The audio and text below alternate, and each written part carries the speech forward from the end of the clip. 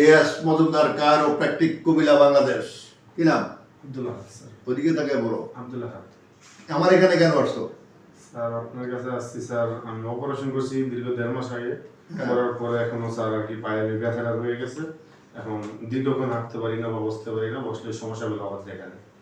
সে PLID আক্রান্ত হয় report মতে, এমআরআই রিপোর্ট মতে। পিএলআইডি আক্রান্ত হওয়ার পরে এখানে যায় সার্জারি করে, পিএলআইডি সার্জারি করে L5 L4 লাম্বার ডিস্ক। সার্জারির বয়স 1 মাস 17 দিন। 17 দিন স্যার। 1 মাস 17 দিন হয়েছে, এখন পর্যন্ত তার পায়ের ব্যথা কমে নাই। আচ্ছা, অপরদিকে সে এগুলো তো দেখে শেষ করছে।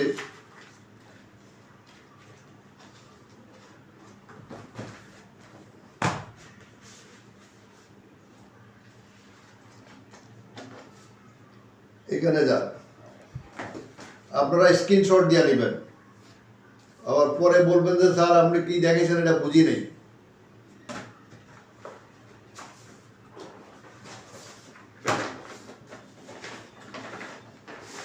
একটা পিএলআইডি রুগী দীর্ঘ 2 মাসে এত কাগজপত্র হইলে তো এই বাসে কি দিয়া?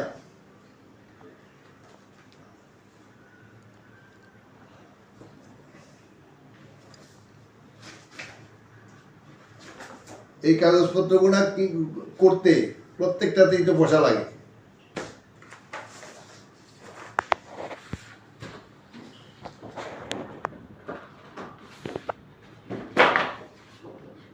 অপরদিকে তার এক্সরে, আমার হিপ জয়েন্ট এক্সরে হইল এটা।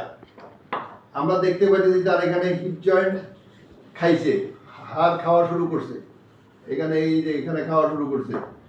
তো ওর এইটার চিকিৎসা না দিয়ে কোমরে অপারেশনটা করে দিলে রুগীরা ভালো হওয়ার কোনো সুযোগ আছে কিনা, রুগী সুস্থ হওয়ার কোনো সুযোগ আছে? রুগীরা কি আমার কাছে আসার কোনো সুবিধা ছিল না। আগে আপনারা ওখানে চিকিৎসা দেন নাই, দিচ্ছেন এইখানে এই এই 3টাতে চিকিৎসা দিচ্ছেন। এই 3টাতে দেওয়ার ফলে তার হিপ জয়েন্টটা খারাপ হয়েছে, এই কারণে তার পায়ের ব্যথা যায় নাই। এটা হলো 1 নাম্বার।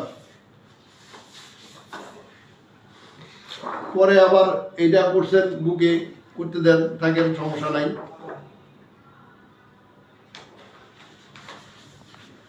পায়ের গোড়ালিতে একটা আছে।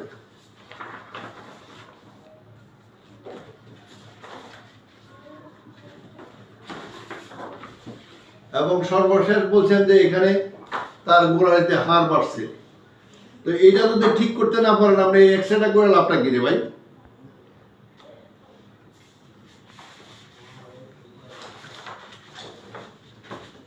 এখন তোমার কি কি সমস্যা হয় বলো?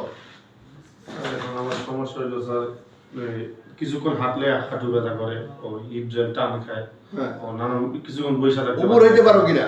স্যার উপর হইতে এতটুকু পারি, বেশি যাবে। এই যে এইটা দেখো, এর বেশি আর উপর হইতে পারে না, এতটুকু পারি। এতটুকু পরে আমার পা টান খায়। এইটার পরে পা টান খায়, নিজে বসতে পারো নি?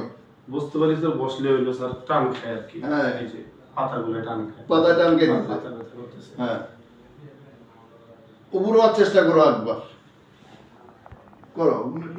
হাত নিচে নামো, বাস, এখানে থেমে গেছে। রাখো এখানে, এই পর্যন্তই শেষ। অপারেশন করার পর যদি সে এইভাবে নামতে না পারে তাহলে অপারেশনটা করার দরকারটা কি? আর এখানে আসো,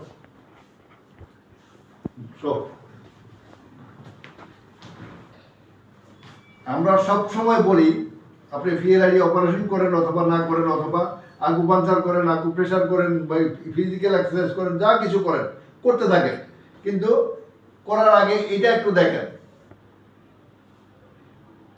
এটা এখানে এখানে দেখেন যে এটা এখানে ঘুরে কিনা। এখানে গেলে আর ঘুরে না, এটা ঘুরে না। হ্যাঁ, পাটা তোলো, বাস, এখানে আটকে গেছে। তার পাটা এখানে, মাপটা খেয়াল রাখবেন। হ্যাঁ, এটা তো মাপটা তো এটাও এখানে আটকে গেছে, এটা আর ওঠে না। তা আমরা তার চিকিৎসা শুরু করবো একটু পরে। আমরা এই ভিডিওগুলো ছাড়বো, এই ভিডিওটা তোমাকে আমরা কি কি চেক করতেছি কিভাবে সে সব দেখাবো আমরা। তোমাকে এই কাজটা করতে নিষেধ করছি। জি, বাড়ি কাজ করতে না করছে, হ্যাঁ আর হলো স্যার হলো আমাকে ঝুঁকে কোনো কাজ করতে না করছে। না করছে, হ্যাঁ না এটা না করার দরকার পরে ধরো তুমি ধরো 1 মিনিট ধরো। যুদ্ধ লাগলে তোমার দৌড় দেওয়া লাগতো না, বোমাইয়া যখন পড়বো তোমার মাথা তুমি দৌড় দেওয়া লাগতো না,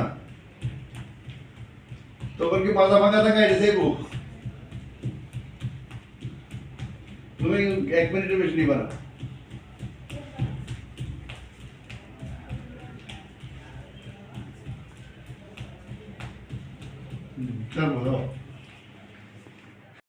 তার প্রথম সেশন চিকিৎসা দিই, তবে তার কোমরে একটা অপারেশন আছে, ফিএলআইডি অপারেশন করে দিয়েছে ডাক্তার সাহেবরা।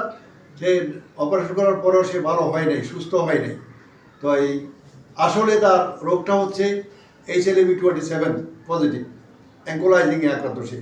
সে প্রাথমিক স্টেজে আছে, অ্যাঙ্কোলাইজিংয়ের প্রাথমিক স্টেজ, হিপ জয়েন্টটাও প্রাথমিক স্টেজে আছে, লেভেল 1-এ আছে।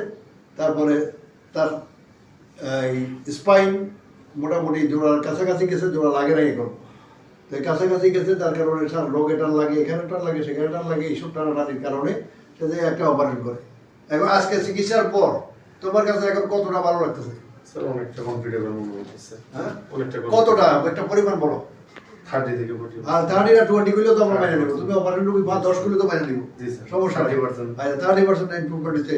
এটা এই 30% তো তোমাকে ওষুধ দিয়েও দিতে পারে নাই, না স্যার, অপারেশন করে পারে নাই। না স্যার, আচ্ছা। অপারেশনের পরে অবস্থা খারাপ ছিল। আচ্ছা, তো ঠিক আছে, আমরা খুশি তো। জি স্যার। খোদা হাফেজ।